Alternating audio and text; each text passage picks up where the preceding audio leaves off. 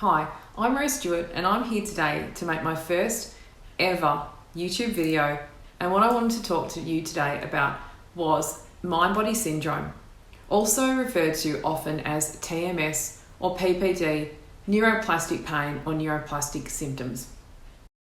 Today what I'd like to do is explore mind-body syndrome and look at how it might be affecting you in your life. Also a couple of steps that you might like to take if you suspect you have got mind-body syndrome or symptoms caused by neuroplastic pain. I'd like to talk a little bit about what experts are doing currently to reduce and eliminate pain caused by mind-body syndrome. I'd also like to take you through some steps that you might take if you suspect that you are suffering from mind-body syndrome. Mind-body syndrome, TMS, neuroplastic pain, whatever you like to call it, is a condition that links chronic pain to psychological factors, repressed emotions, and often fear. Some of the common conditions that can be caused by TMS and effectively healed using the strategies that are currently being used in the mind-body syndrome field include back and neck pain, IBS and abdominal pain, migraines, headaches, fibromyalgia, and chronic pain. And these are just to name a few. There are actually many more that are in the realm of what can be caused by and healed using mind-body syndrome principles. So the work of mind-body syndrome came about through the work of the late Dr. John Sarno. He was the physician who emphasised the role of repressed emotions in chronic pain. So I think as a society, we're quite likely to accept the connection between stress and pain or some conditions. So it's really common for you to hear people say, "Oh, I was so stressed and now I'm sick." I've been sleeping so terribly and I've been so busy and now I've got these cold sores all over me.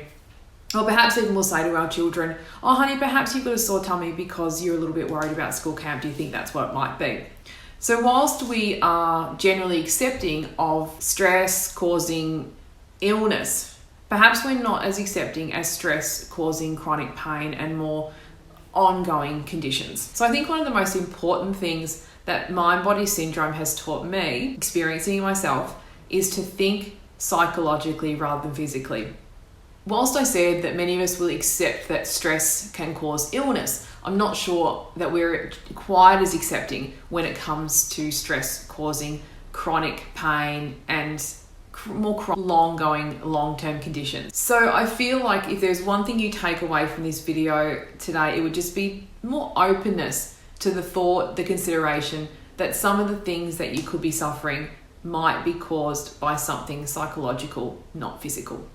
Another thing that I've learnt through my work with mind-body syndrome is there is a typical personality type that is more likely to suffer from mind-body syndrome, and many people that I see can see themselves in these personality traits, myself included.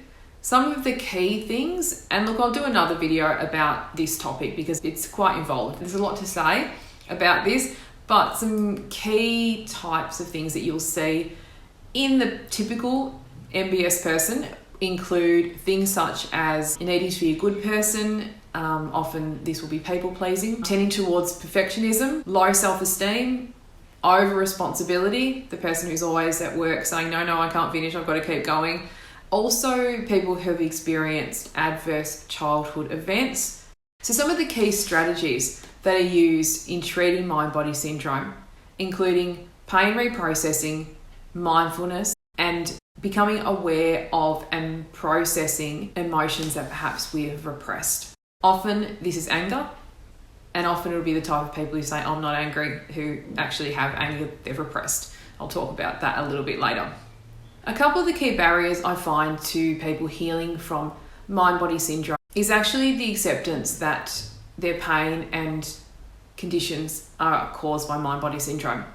We're very conditioned to believe that when we have pain or a chronic condition, there's got to be something. You know, we go to the doctor and we're like, there must be something, like I couldn't feel like this, and for there not to be something physically wrong. And that puts a real barrier for people with mind-body syndrome to accept that what they're experiencing could be caused by something like repressed anger or current fear. So a key part of healing from mind-body syndrome is acceptance.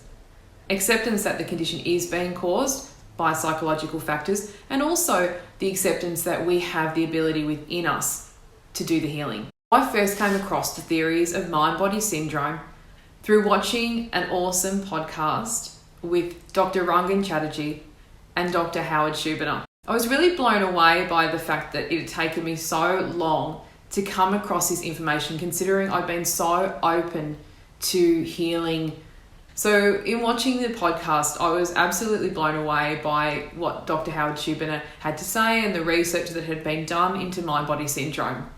And it really did allow me to start accepting that my IBS was mind-body syndrome and that there was things that I could do to heal it.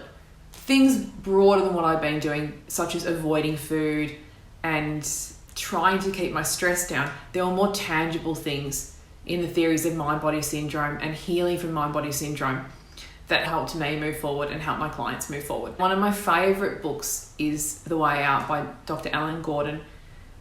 Dr. Alan Gordon talks a lot about fear and how fear is impacting our chronic pain and conditions.